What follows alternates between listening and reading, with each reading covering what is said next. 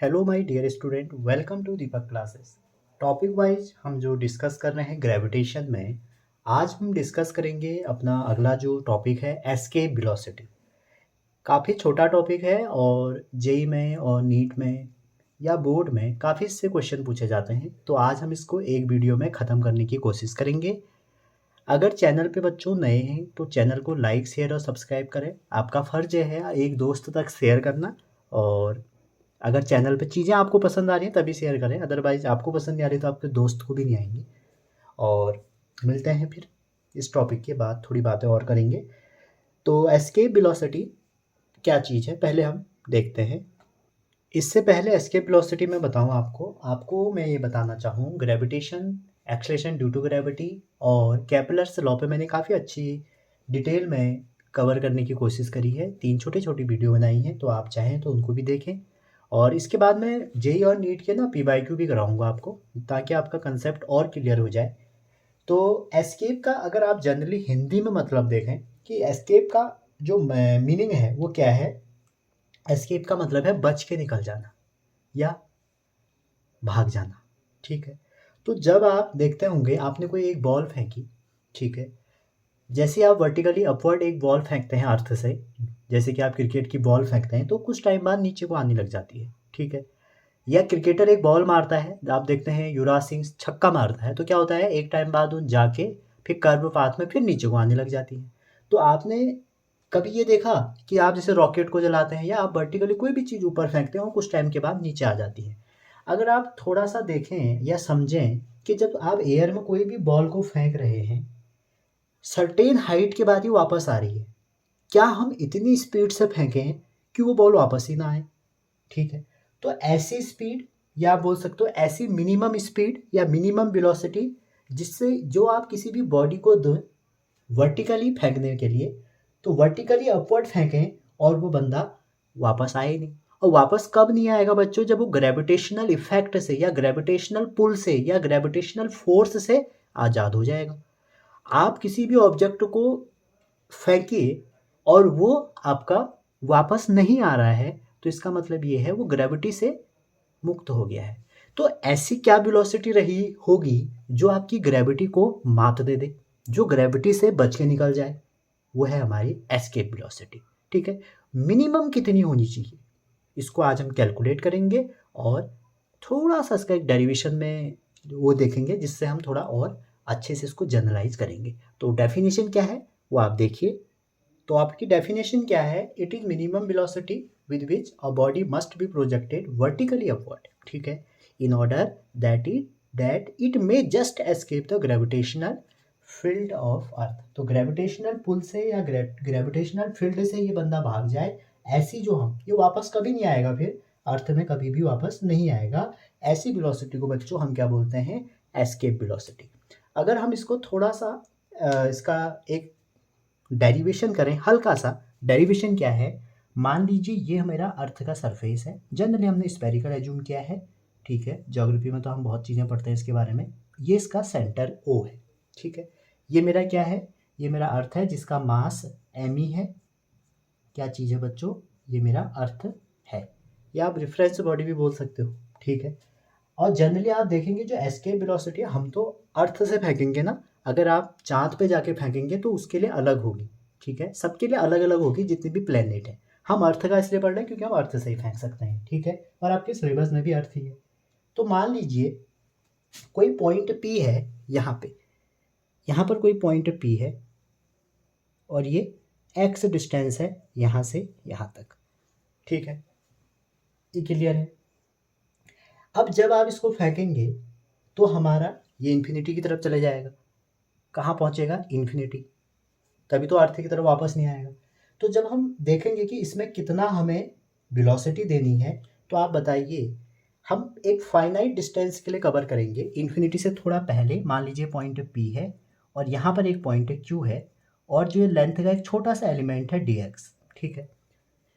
तो इसकी ग्रेविटी जो हमारी होगी या जो हमारा फोर्स ऑफ अट्रैक्शन होगा इस पी पे, वो कितना होगा, ठीक है। हम पी क्यू से निकाल लेते हैं क्योंकि इन्फिनिटी पे हमें कैलकुलेशन करना आसान नहीं है, बाद में हम इंटीग्रेट कर देंगे तो फिर इन्फिनिटी का निकल जाएगा, ठीक। तो वेलोसिटी देख रहे हैं तो फोर्स जो होगा हमारा, फोर्स हो जाएगा जी मास ऑफ अर्थ, और जिस बंदे को आपने फेंका उसका मास मान लीजिए स्मॉल m है इंटू एम ओवर डिस्टेंस का स्क्वायर एक्स स्क्वायर। मैंने ग्रेविटेशनल लॉ लगा दिया एट पी। पी पे क्या लगा दिया बच्चों? ग्रेविटेशनल लॉ लगा दिया, ठीक है।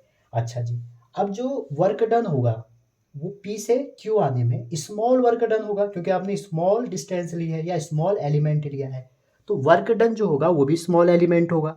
तो अगर टोटल वर्क डन डब्ल्यू है तो डी डब्ल्यू क्या हो जाएगा? Force into displacement. और फोर्स कितना है?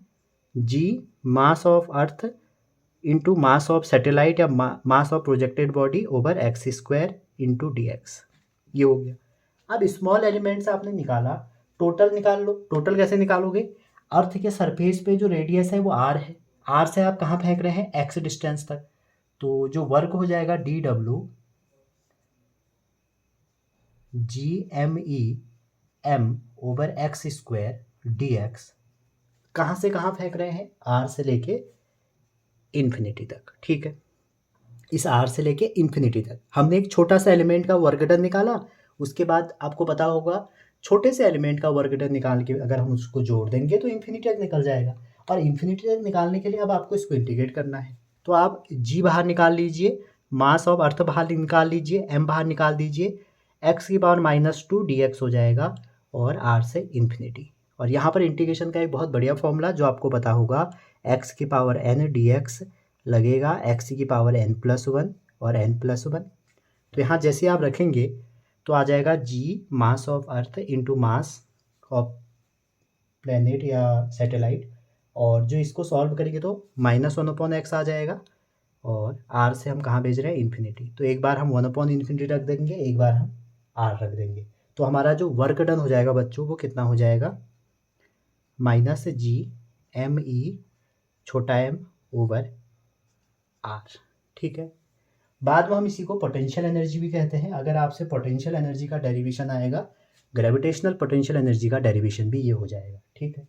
इसके बाद आप देखिए यहाँ पर जो काइनेटिक एनर्जी होगी, ठीक है, वो काइनेटिक एनर्जी सरफेस वाली किस में कन्वर्ट हो जाएगी? वर्क डन में, या आप बोल सकते हो पोटेंशियल एनर्जी में।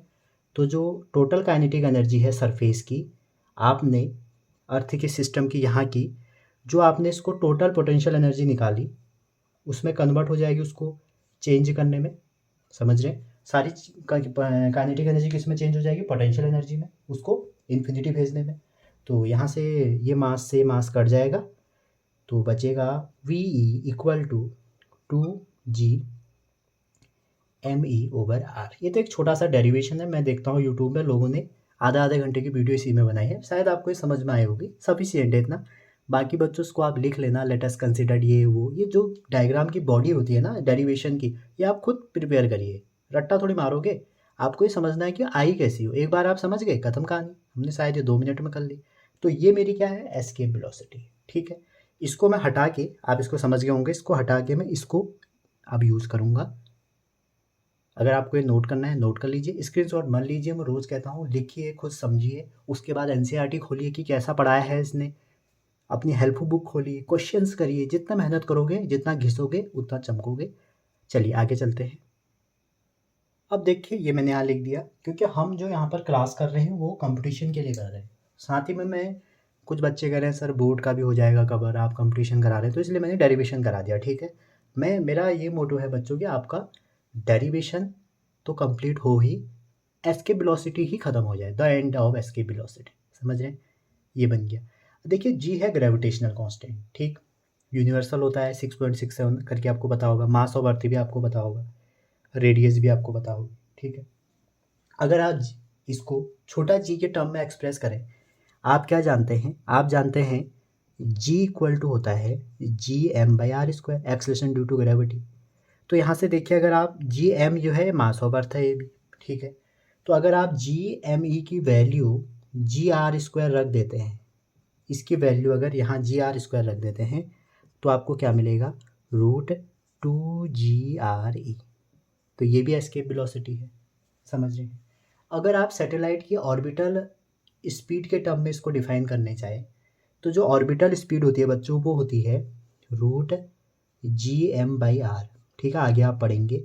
ऑर्बिटल स्पीड जो होती है वी लिख रहा हूँ। तो ये जो हमारी एस्केप वेलोसिटी है, इसको अगर मैं लिखूँ तो ये √2, देखो √2 बाहर निकालो और इतना जो है ये v0 है, तो v ऑर्बिटल लिख देता हूँ। तो कई बार इनमें रिलेशन आ जाता है कि v escape over v orbital कितना होगा। ठीक है, अच्छा जी, आप कह सकते हैं सर हमने तो कुछ 11 पॉइंट समथिंग पढ़ा था, अगर आप यहाँ पे g की वैल्यू रख दें 9.8 या किसी में भी रख दें कुछ भी, तो यहाँ पर जो वैल्यू आएगी वो आ जाएगी 11.2 किलोमीटर पर सेकेंड। तो इसका मतलब ये हो गया जो मिनिमम वेलोसिटी, अगर आप इतनी वेलोसिटी ला पाते हैं और किसी भी ऑब्जेक्ट को दे देते हैं, तो वो अर्थ के सरफेस को छोड़ के, ग्रेविटेशनल पुल को भी छोड़ के ऐसी जगह चले जाएगी कि आपको दोबारा नहीं दिखेगी।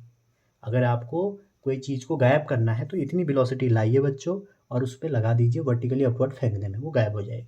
तो इसी को हम क्या बोलते हैं, एस्केप वेलोसिटी कहते हैं। यहाँ से आपको पता लग गया होगा। ठीक, अच्छा जी, अब आगे इसमें आप सोचिए, मान लो एक 10 किलो की चीज़ को फेंक रहे हैं आप ऊपर को, एक 15 किलो की चीज़ को फेंक रहे हैं, कोई एक ऑब्जेक्ट है उसको ऊपर को फेंक रहे हैं, 10 किलो का है, एक 15 किलो का है, तो आप बताइए एस्केप वेलोसिटी दोनों के लिए क्या होगी, सेम होगी, मास पे डिपेंड नहीं करती। क्यों नहीं करती, देखो जो हमारी एस्केप वेलोसिटी है वो हमारी डिपेंड किस पे कर रही है, ग्रेविटेशनल कांस्टेंट पे, जो कि यूनिवर्सल होता है, रेडियस ऑफ अर्थ पे, ये भी कांस्टेंट ही होगी, और मास ऑफ अर्थ पे। दैट मीन्स ये डिपेंड करेगी,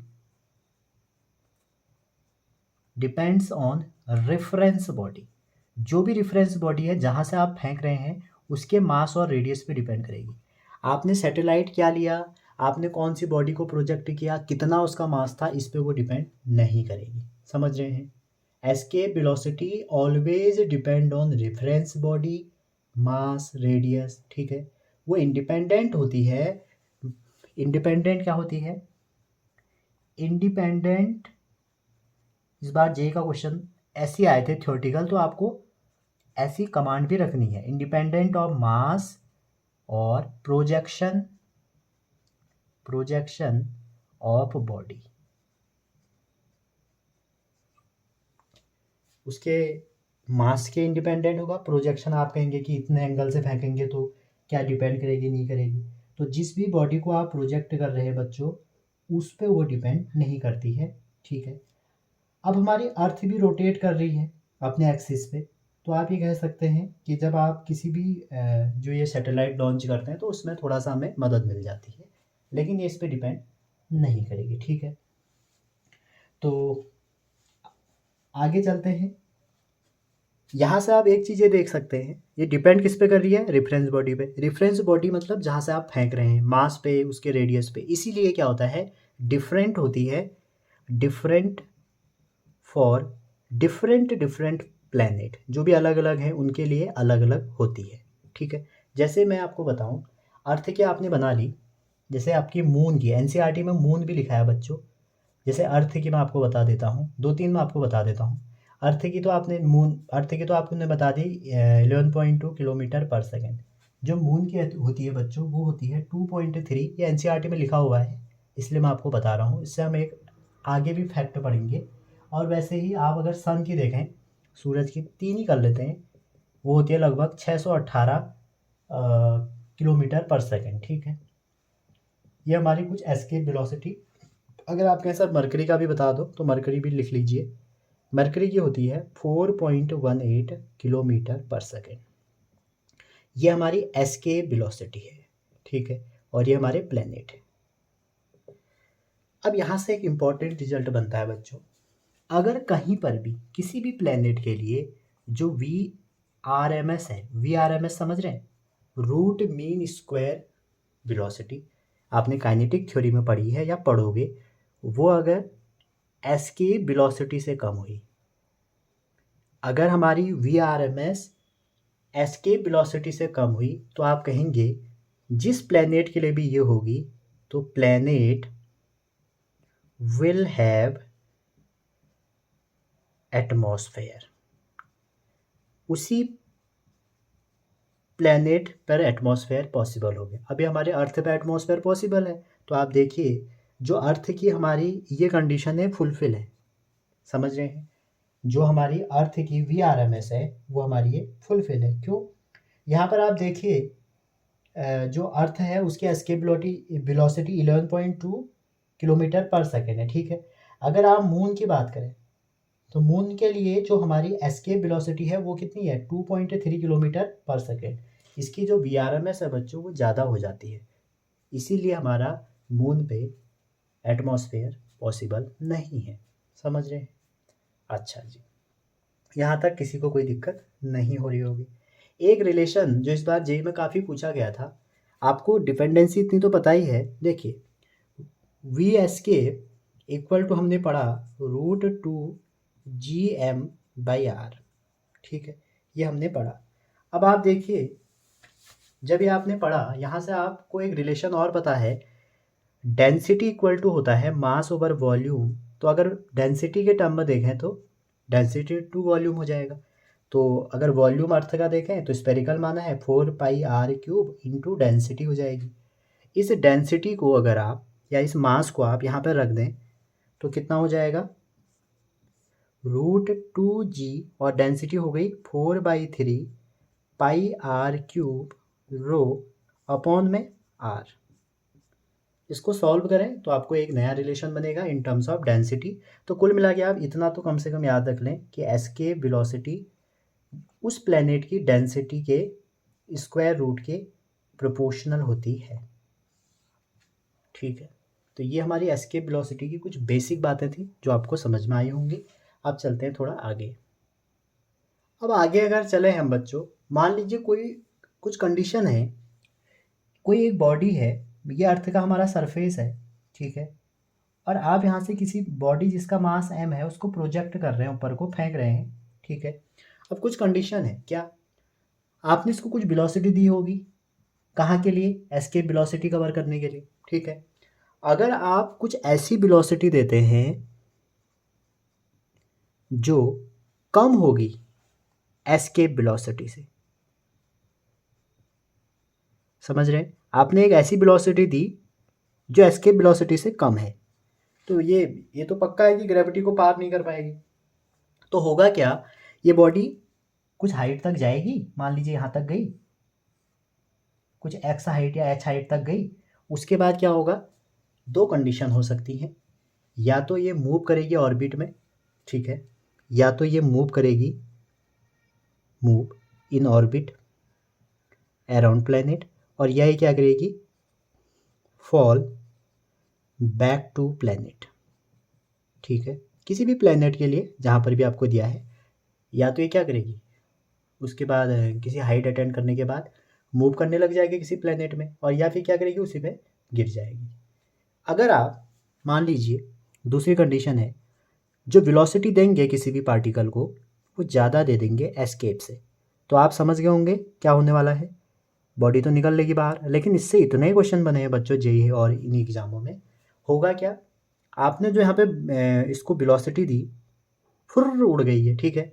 जैसे हम 12 पास होके पर लग जाते हैं, फिर हम देखते नहीं है क्या हो रहा है, सीधा हम उड़ जाते हैं, ठीक है, अपने रूट्स भूलने लग जाते हैं। तो वैसे यहाँ पे भी है। तो यहाँ पे जो काइनेटिक एनर्जी और पोटेंशियल एनर्जी है, टोटल जो एनर्जी है, और इन्फिनिटी पे जो एनर्जी है वो सिर्फ पोटेंशियल होगी, कन्वर्ट हो जाती है सारी की सारी। तो इनिशियल एनर्जी जो हो जाएगी हमारी 12mv² plus gravitational potential energy होती है GME, मास ऑफ मान लीजिए अर्थ है, अर्थ से ले लेते हैं इसको भी, इंटू m/r, और ये होती है नेगेटिव इनिशियल एनर्जी, और फाइनल में काइनेटिक जीरो हो गई। और ये जो हमारा बाकी का तामझाम है GEM, और जब आपने इस पे लगाई, ठीक है, अच्छा ये वाली जो है पोटेंशियल एनर्जी इन्फिनिटी पे चले गई ना, तो हमने 12mv² हो जाएगा। आपने उसको एनर्जी दी और वो क्या करेगा, मूव कर रही है इन्फिनिटी की तरफ, ठीक। कहाँ पे गिरेगी हमें कोई कन्फिग्रेशन फिक्स पता नहीं है, तो पोटेंशियल जीरो होगी, यहाँ पर काइनेटिक ही रहेगी, सॉरी इसके लिए, ये काइनेटिक रहेगी, पोटेंशियल हमें पता नहीं है, जीरो हम जीरो रहेगी, क्योंकि ऐसे रेफरेंस सिस्टम नहीं है, कोई हाइट पता नहीं है हमें इन्फिनिटी में कहाँ गिरेगी। तो ये कंडीशन बन गई। इसको जैसे आप सॉल्व करेंगे तो V1 इक्वल टू आ जाएगा रूट, ठीक है, रूट ये तो V² हो गया, m तो सबसे कट गया, ये जी एम बाई आर होगा, तो जी एम बाई आर होती है मेरी वी एस्केप। वी एस्केप समझ रहे? तो जो V1 की वैल्यू हो जाएगी वो हमारी क्या हो जाएगी, इतनी हो जाएगी। समझ रहे? मतलब ये जो रिलेशन है, कई बार आपसे पूछा गया है कि कितनी स्पीड होगी वो इन्फिनिटी में चली गई, तो वो ये रहेगी। यहाँ से आप ये समझ रहे होंगे ना ये कैसे आया। देखिए मास से तो मास कट जाएगा ना तीनों में, ये वाला बचेगा, इसको मैंने एस्केप के टर्म में कन्वर्ट कर दिया। वी एस्केप कितना होता है, वी एस्केप होता है √2 GM/r। ठीक है, तो यहाँ दोनों में 2 2 था तो मैंने यहाँ भेज के ये बन गया। तो क्वेश्चन ये आएगा, अगर यहाँ पर आप देखेंगे कि प्लैनेट जो है बच्चों, क्वेश्चन ये आएगा कि आप कोई बॉडी है उसको किसी प्लैनेट से प्रोजेक्ट कर रहे हैं greater than the escape velocity, तो आपसे पूछा जाएगा what is the velocity of moving object, what is the final velocity, ऐसा कुछ आएगा। तो जो बॉडी है हमारी वो मूव करेगी अपना इंटर स्टेलर स्पेस में इतनी वेलोसिटी से, तो बाद में इतना मूव करने लग जाएगी। ठीक है, यहाँ तक ये स्क्वायर में रहेगा। ठीक है, क्योंकि ये रूट है ना, इसका स्क्वायर करेंगे तो ये स्क्वायर में रहेगा। तो ये इससे हमारे बहुत ज़्यादा क्वेश्चन आए हुए हैं, आपको इसका ध्यान रखना है। ठीक है, तभी लगाना जब ये अभी मैंने वी आर एम एस बताई थी। अगर आपको वी आर एम एस का भी फॉर्मूला देखना है तो आप वैसे काइनेटिक थ्योरी में आप पढ़ोगे, वो होता है 3RT/m। समझ रहे हैं? तो इसको भी आपको देख लेना है एक बार, तो ये आपको समझ में आ गया होगा कि क्या कंडीशन हो सकती है। कम होगी तो नीचे गिर जाएगी या ऑर्बिट में मूव करेगी, इसमें वो एस्केप करने के लिए तैयार। ठीक है, आगे चलते हैं। एक बहुत इंपॉर्टेंट रिजल्ट और अभी याद आया मुझे, अगर एस्केप वेलोसिटी किसी भी बॉडी की किसके बराबर हो जाए, speed of light. Speed of light तो आप सभी को याद होगी। अगर कभी भी एस्केप वेलोसिटी किसी भी प्लेनेट की इतनी हो जाएगी बच्चों, तो क्या होगा, जो बॉडी है वो एस्केप नहीं हो सकती। ठीक है, यहाँ तक लाइट भी, अगर आप कहोगे सर यहाँ पर लाइट भेजेंगे तो क्या वो एस्केप हो जाएगी, नहीं होगी। ठीक है, तो ऐसी जो बॉडी है ना उनको हम बोलते हैं ब्लैक होल। ये पूरी फेनोमेना किसकी होती है, ब्लैक होल, जो कि आपके सिलेबस में नहीं है, लेकिन एग्जामिनर कुछ नया सोचेगा तो फिर यहाँ से क्वेश्चन देगा।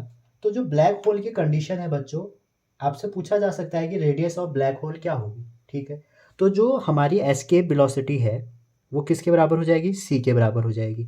तो हमको पता है √2 GM मास ऑफ अर्थ है ओवर आर इक्वल टू कितना हो जाएगा, सी हो जाएगा। स्क्वायरिंग ऑन बोथ साइड करें तो ये कितना आ जाएगा, over R equal to C square. तो ये कंडीशन हो जाएगी ब्लैक होल कंडीशन। या आपसे पूछ दिए जाए कि भैया रेडियस बताइए ब्लैक होल का, तो आप ये कह सकते हैं। आपके सिलेबस में इतना नहीं है, फिर भी मैं आपको ये कंडीशन बता रहा हूँ, ये चीज़ें। ठीक है, तो जब भी एस्केप वेलोसिटी आपकी स्पीड ऑफ लाइट के बराबर होती है किसी भी बॉडी की, तो वहाँ पर ना तो बॉडी या तुम्हारा जो भी प्रोजेक्टेड बॉडी है वो एस्केप नहीं कर पाएगा। अगर आप कहेंगे लाइट, तो लाइट भी एस्केप नहीं कर पाएगी। ठीक है, तो ऐसी जो ये जो बॉडीज़ हैं, जो ऐसी जिनकी ये कंडीशन फॉलो होती हैं, that is called black hole. आप चाहे तो गूगल करिए ब्लैक होल। ठीक है, और अगर मैं आपको बताऊँ, आप सोचेंगे इतना हाई फाई क्या है, आप एम्स का पेपर उठाइए, मुझे याद नहीं है। ठीक है, मैं एक दिन नीट का वो करा रहा था DPP, तो उसमें मैंने देखा कि जो एम्स में ये क्वेश्चन पूछा था कि ब्लैक होल की कंडीशन क्या है। तो बच्चों अगर एग्जामिनर ने प्रीवियस ईयर उठा दिए तो नीट वालों की तो क्वेश्चन पूछा जाना ही पॉसिबल है, और जे वाले तो आप समझ ही सकते हैं कि आपका पेपर कितना अंदर से बनाया जाता है, कंसेप्चुअल बनाया जाता है। तो ये है हमारी रेडियस ऑफ ब्लैक होल। ठीक है, उस केस में इसको हम रेडियस ऑफ अर्थ नहीं बोलेंगे, रेडियस ऑफ ब्लैक होल। ठीक है, तो ब्लैक होल कंडीशन भी आपने एस्केप से पढ़ी। तो ये थी हमारी एस्केप वेलोसिटी की complete theory. I think complete, अगर कुछ छूटा होगा तो आप बताइएगा मुझे, मैं पूरा करने की कोशिश करूँगा। ठीक है, अगर आपसे कोई पूछेगा कि मैक्सिमम हाइट कितनी अटेंड करेगी कोई भी बॉडी, तो देखिए मान लीजिए कोई बॉडी है जिसका मास m है और आपने उसको वेलोसिटी v दी। ठीक है, वो किसी मैक्सिमम हाइट s तक गया। तो अगर आप देखें, ये मान लीजिए कोई हमारी अर्थ है जिसकी रेडियस r है, आपने इसको फेंका, मैक्सिमम हाइट कितनी जाएगी ना, इसके बाद मान लीजिए नीचे फॉल होने वाली है, मान लो h है। ठीक है, तो आपने यहाँ से कोई एक मास था, कोई बॉडी थी, उसको वेलोसिटी v दी और मास उसका m था। अब मैक्सिमम हाइट हम अगर h लें तो जो वेलोसिटी ऑफ पार्टिकल है वो मैक्सिमम हाइट पे हम ये एज्यूम करते हैं, मान लो इसको u, तो उसको हम जीरो एज्यूम करते हैं। कुछ टाइम के लिए जीरो होगा तो मतलब यहाँ पर उसकी काइनेटिक एनर्जी क्या हो जाएगी, जीरो हो जाएगी मैक्सिमम हाइट पे। टोटली पोटेंशियल एनर्जी हो जाएगी और बॉडी गिरना शुरू हो जाएगी। ठीक है, हम इसके बियॉन्ड काम कर रहे हैं, हम इसको दूर भगा रहे हैं, हम इसकी वेलोसिटी जो है वो क्या कर रहे हैं, एस्केप, मतलब हम उसको इतनी वेलोसिटी दे रहे हैं कि वो ग्रेविटेशनल पुल को कुछ समझे ना और निकल ले बाहर। समझ रहे हैं यहाँ तक? तो ये था। अब हम करते हैं कुछ क्वेश्चंस जो आए हुए हैं। चलिए, क्वेश्चन हम ऐसा करेंगे, एक सेपरेट वीडियो में डिस्कस करेंगे, नीट के अलग करेंगे, जेई के अलग करेंगे। तो आज के लिए इतना ही बच्चों, एक छोटी सी वीडियो थी और अपना ध्यान रखिए, पढ़ते रहिए। और आपसे मैं कह रहा था कुछ बातें करेंगे लास्ट में, वो ये है बच्चों, आपको अगर कोई टॉपिक पढ़ना है, आप उसको ऐसा पढ़िए कि आपको दोबारा वो पढ़ने की ज़रूरत ना पड़े। समझ रहे? आपको 10 लोगों की वीडियो नहीं देखनी है, मैं ये नहीं कह रहा हूँ मेरी वीडियो देखिए, मैं आपसे ये कह रहा हूँ, आप एस्केप वेलोसिटी पढ़ रहे हैं ना, तो आप इतना पढ़िए एस्केप वेलोसिटी के बारे में कि जिससे आपका पूरा काम हो जाए। वो कैसे पता लगेगा कि मुझे कितना पढ़ना है, कौन सा टॉपिक? मेन क्वेश्चन तो ये है ना। कई बार ऐसा होता है कि हम पीएचडी करने पर लग जाते हैं किसी क्वेश्चन में या किसी टॉपिक में। समझ रहे? अब जैसे मैंने आज ब्लैक होल बताया, आप ब्लैक होल पे पीएचडी करने लग जाओगे, जो कि आपके सिलेबस में नहीं है बच्चों। एक बार क्वेश्चन पूछा है। समझ रहे? मैंने इसलिए बताया क्योंकि मैं थ्योरी का टॉपिक बता रहा हूँ, बताना ज़रूरी था मेरे लिए। तो आपको करना क्या है, आपको अगर एग्ज़ाम निकालना है तो आप पहले पढ़िए, कहीं से भी पढ़िए, जहाँ से आपको अच्छा लगता है उस टॉपिक को पढ़िए। उसके बाद आपके पीवाईक्यू उठाइए और उन क्वेश्चनों को करिए। बहुत सारे मैं ऐसी किताबें देखता हूँ आजकल जो पीवाईक्यू की किताबें हैं, लेकिन उसमें पूरे आपके पीवाईक्यू नहीं हैं। तो आप ऑफिशियल पेपर डाउनलोड कीजिए, वहाँ से सारे पीवाईक्यू देखिए, करिए। और आप ये देखिए, आपने जो पढ़ा क्या वो सारे पीवाईक्यू करने में मदद कर रहा है? अगर कर रहा है बच्चों, तो इसका मतलब है आपने ठीक पढ़ा है। अगर कभी आपको ऐसा लगता है कि आप पीवाईक्यू जो हैं कम हो रहे हैं, पीवाईक्यू नहीं हो पा रहे, तो इसका मतलब है आपको टॉपिक अच्छे से पढ़ने की ज़रूरत है। फिर वहाँ पर आपको दोबारा पढ़ना चाहिए अच्छे से उस टॉपिक को। ठीक है, सारे टीचर अच्छे होते हैं बच्चों, बस आपको टाइम देखना है कि अगर कोई एसके वेलोसिटी को 4 घंटे में पढ़ा रहा है, कोई इसको 2 घंटे में पढ़ा रहा है, सबका तरीका अलग अलग है ना समझाने का, पढ़ाने का। तो इसलिए आपको करना क्या है, आपको अपने हिसाब से चलना है। समझ रहे हैं? तो मिलते हैं अगली वीडियो में, तब तक के लिए अपना ध्यान रखिए, पढ़ते रहिए। Thank you.